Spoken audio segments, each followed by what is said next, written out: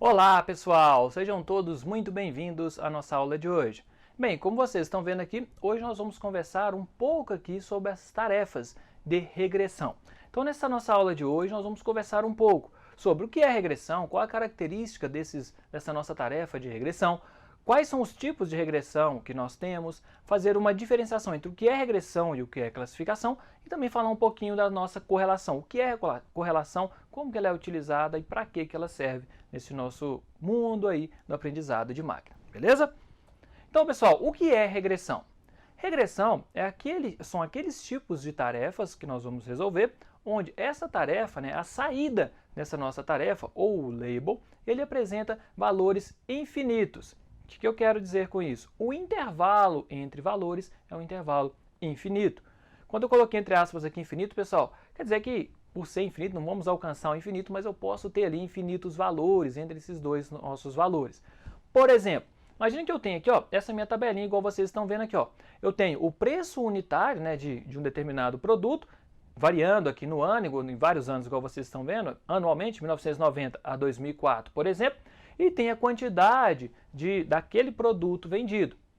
Quando eu falo que eu tenho essa nossa saída podendo possuir infinitos valores, é justamente isso aqui, ó.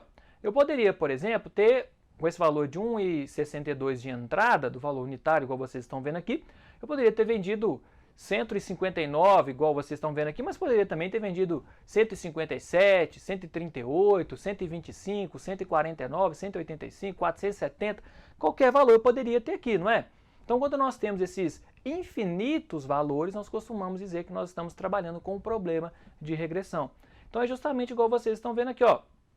Por exemplo, aqui eu tive 167,9 na quantidade vendida. Um pouquinho estranho, mas essa quantidade aqui que foi a vendida. Então eu posso ter infinitos valores possíveis para a minha variável de saída.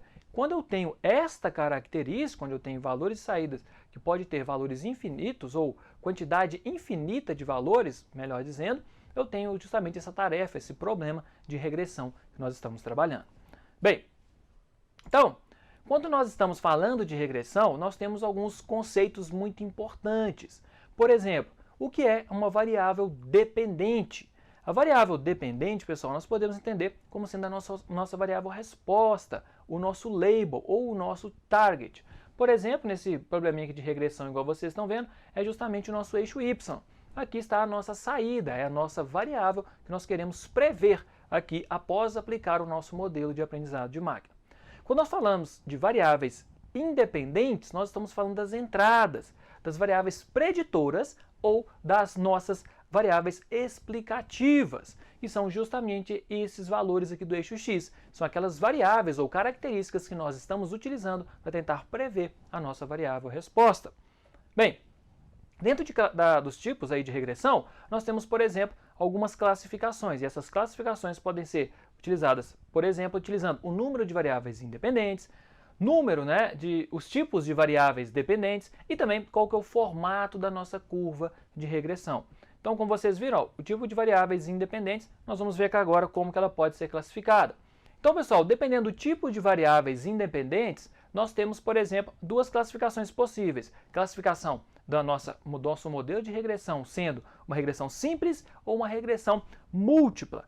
Lembrando sempre, quando eu tenho apenas uma variável de entrada, ou seja, uma variável explicativa, uma variávelzinha aqui no eixo X, eu tenho o que nós chamamos de uma regressão simples. Quando eu tenho aqui mais de uma variável de entrada, uma variável, igual vocês estão vendo aqui do lado direito, ó, quando eu tenho x1 e x2, então eu tenho mais de uma variável de entrada, eu tenho, ou uma variável explicativa, ou mais de uma variável preditora, eu tenho o que nós chamamos de um problema de regressão múltipla, onde eu tenho mais de uma variávelzinha de entrada. Aqui é este caso que vocês estão vendo aqui à direita. Aqui à esquerda eu tenho justamente apenas um valor de entrada, no caso um x aqui, e aqui eu tenho dois x, o x1 e o x2, para prever justamente um valor de saída. Bem, quando eu analiso as variáveis dependentes, ou seja, a nossa variável resposta, a nossa regressão, quando eu tenho mais de uma, eu tenho o que eu chamo de uma regressão multivariada, onde eu tenho mais de uma variável, eu estou estudando mais de uma variável a este mesmo tempo. Então, igual vocês estão vendo aqui, ó, então eu posso ter duas variáveis de resposta, ou maior quantidade de variáveis de resposta, ou tentar prever este comportamento da variável de resposta, ou de mais de uma variável de resposta, utilizando uma ou mais variáveis de entrada. Então, ó, múltipla, para não confundir, ó, múltipla é quando eu tenho mais de uma variável de entrada. E quando eu falo que eu estou trabalhando num problema de regressão multivariada, eu tenho mais de uma variável de saída. Beleza? Bem, como eu falei, nós também podemos ter aí, né, dependendo da forma de como essa curva, né, de regressão ela é traçada, nós temos diferentes tipos de problemas a serem resolvidos. Por exemplo, eu posso utilizar o que nós chamamos de uma regressão linear, um modelo de regressão linear. Como vocês estão vendo, regressão linear é justamente uma linha. Eu vou tentar encontrar uma reta para explicar o comportamento desses nossos pontos. Quando eu tenho, por exemplo, uma regressão logística, daí vem o nome aí de regressão logística, eu utilizo essa curva logística que vocês estão vendo aqui, que tem este formatinho igual vocês estão vendo. Quando eu tenho ali uma curva, por exemplo, polinomial, eu tenho um polinômio, por exemplo, segundo grau, terceiro grau, um polinômio para representar qual que é a característica deste nosso problema de regressão, eu tenho justamente uma regressão polinomial, igual vocês estão vendo nesse gráfico aqui em cima, onde eu tenho essa nossa curva aqui, né, em verde, igual vocês estão vendo, onde eu tenho uma curva polinomial. Aqui está similar, por exemplo, a um polinômio de segundo grau, né, com um polinômio com um azinho lá negativo, com a concavidade para baixa lá, lembrando lá da nossa matemática, né? Então eu tenho justamente esse polinômio aqui de segundo grau, mostrando um outro probleminha aqui de regressão. Lembrando sempre, ó, pessoal, todos esses nossos probleminhas de regressão aqui, eu posso, entre dois pontinhos aqui, igual vocês estão vendo, eu posso existir infinitos valores. Então daí vem justamente essa característica de estar trabalhando com o problema de regressão. Bem, fazer uma distinção aqui para vocês entre problemas de classificação e regressão. Isso é muito importante compreender essa diferença. Bem, no problema de classificação, pessoal, igual vocês estão vendo, nós vimos há 2 capítulos, né, atrás, nós temos aqui justamente duas classes distintas, ou seja, ela pode pertencer ou à classe, aqui nesse caso, ou à classe azul, ou à classe amarela ou laranja, igual vocês estão vendo aqui. Ou seja, são duas classes, eu tenho quantidades finitas da minha saída, duas, igual vocês estão vendo, só posso ter ou ele pertencente a um lado ou pertencente ao outro. Se for trabalhar, por exemplo, nesses nossos modelos, onde eu não posso ter pertencendo a duas classes ao mesmo tempo. Tem aqui, por exemplo, ó, o nosso modelo de regressão, onde eu tenho infinitas possibilidades, pessoal. Então eu posso ter aqui, por exemplo, ó, nessas bolinhas, elas poderiam estar em qualquer canto ali. Ou seja, a minha previsão, ela vai prever um valor no universo dos números reais que nós chamamos. Beleza? Então a nossa saída aqui, o que eu quero prever, pode existir, né, infinitos valores possíveis. Então essa é a diferença que nós temos entre esses dois tipos de problemas. Bem, quando nós falamos de correlação, pessoal, vem sempre à cabeça um tipo de correlação que nós vamos trabalhar aqui. A correlação, o que significa, né, essa nossa correlação?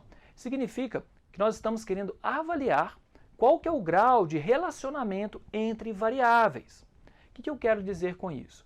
Quando nós falamos, por exemplo, do coeficiente de correlação de Pearson, este coeficiente de correlação de Pearson, ele vai medir qual que é o grau de relacionamento linear, veja bem, linear entre duas variáveis. Por exemplo, vocês estão vendo aqui, ó, que esses dados aqui eles estão dispersos aqui, essas bolinhas nesse primeiro quadradinho que vocês estão vendo aqui, ó, estão dispersos. Então, eu não consigo dizer que entre essas nossas duas variáveis, por exemplo, x e y aqui, ó, x e y, eu não posso falar que esses valores aqui estão linearmente correlacionados. Ou seja, eu não consigo traçar uma retinha para mostrar esses nossos dados aqui, beleza? Bem, quando eu falo que eu tenho uma correlação positiva, eu estou dizendo que à medida que eu aumento uma variável, a outra variável aumenta. E também se eu diminuir uma variável, a outra variável também vai diminuir. Como eu falei, para o coeficiente de correlação de Pearson, eu estou avaliando a linearidade dessa correlação. Aqui no caso, com correlação no geral, sem especificar que eu estou falando de coeficiente de correlação de Pearson, por exemplo, eu tenho que ter uma correlação aqui, né? Ou seja, à medida que aumenta a variável x, o y também aumenta. Se eu reduzir o x, olha, se eu vier aqui no sentido contrário do nosso eixo, no sentido do zero, né? Partindo que o zero esteja aqui e o valor maiores apontando, né? Onde a seta aponta, se eu chegar a vir da direita para a esquerda aqui, por exemplo, da pontinha da setinha para a base dela, eu estou reduzindo. Quando eu reduzo, por exemplo, o x, o y também cai. Então nós temos aí uma correlação entre essas variáveis. E isso é o que nós chamamos de correlação positiva. Se eu aumentar a variável, a outra aumenta. Se eu diminuir uma variável, a outra também diminui. Olha aqui como é que é diferente dessa nossa correlação negativa que vocês estão vendo. Olha, no eixo x eu aumento, estou indo no sentido da seta. Eu aumento essa minha variável aqui, e olha o que acontece com a variável do eixo y. Ela diminui. Não falei com vocês ó, que ela cresce no sentido da seta. Então, olha, eu aumentei aqui o x, ó, aumentei o x, o y caiu. Por isso é uma correlação negativa. Aumenta uma variável, a outra diminui. Se eu diminuo uma outra variável, a outra vai aumentar. Isso aqui é uma correlação positiva forte, pessoal. Igual vocês estão vendo aqui, ó, eu tenho quase que proporcionalmente, à medida que eu aumento uma variável, a outra também vai aumentar. Bem, quando nós falamos de correlação, como eu falei, nós vamos analisar principalmente o coeficiente de correlação de Pearson. O que esse coeficiente faz? Justamente, ó, ele vai medir o grau de relacionamento linear, por isso linear, uma reta mesmo, linear entre duas variáveis. Esse coeficiente de correlação, ele varia entre -1 e 1. Quanto mais próximo desses extremos, ou -1 ou 1, mais forte é essa correlação. Por exemplo, olha, mais próximo de 0 é mais fraca essa nossa correlação. Então a gente não consegue encontrar, por exemplo, aqui, ó, nesse primeiro gráfico aqui que vocês estão vendo, não consegue traçar uma reta, né, comparando esses dois pontos. Eles estão todos dispersos aí, bagunçados. Quando eu começo, por exemplo, a aumentar essa correlação, então olha aqui, ó, correlação 0,3. Como eu falei, ó, maior do que 0 é positiva a nossa correlação, menor do que 0 negativa. Positiva, as duas crescem no mesmo sentido ou decrescem no mesmo sentido, e correlação negativa significa que uma vai para um lado e a outra vai para o outro, beleza? Então olha aqui, eu aumentei para 0,6. Quando eu aumento aqui, por exemplo, para 0,6, olha como é que a gente já começa a poder aqui colocar esses nossos dados como se fosse uma reta. Então quando eu tenho esses valores cada vez mais próximos dos extremos, -1 ou 1, eu vou conseguir gerar uma reta, vamos dizer, ligando esses nossos pontos. Então olha aqui como é que a correlação é 0,9. Olha como é que praticamente eu consigo passar uma reta aqui ligando esses pontos. Quando é 1, pessoal, é justamente essa nossa correlação que nós chamamos aí, essa correlação perfeita de Pearson. Ou seja, os nossos pontos estão alinhados mesmo em cima de uma reta. Então, se eu aumentar um ponto aqui de uma unidade, variar de uma, a nossa outra variável também vai aumentar de uma unidade. Então eu tenho justamente esse ângulozinho de 45 graus, que nós chamamos aqui, ó, com eixo x. Então essa retinha vai dividir em 45 graus. Ou seja, o tanto que eu aumentar uma variável, a outra também vai aumentar. Nós também temos a correlação negativa. Tá vendo? Ó, quando ela é -1, o tanto que eu aumentar uma variável, a outra vai diminuir proporcionalmente. Como eu falei, negativo, uma vai para um lado e a outra vai para o outro. Bem, nós temos também, pessoal, um outro coeficiente, que é o coeficiente de correlação de Spearman. O coeficiente de correlação de Spearman, ele é um pouco diferente do de Pearson. Ele não vai avaliar a correlação linear entre variáveis. Ele vai avaliar a monodicidade dessa correlação.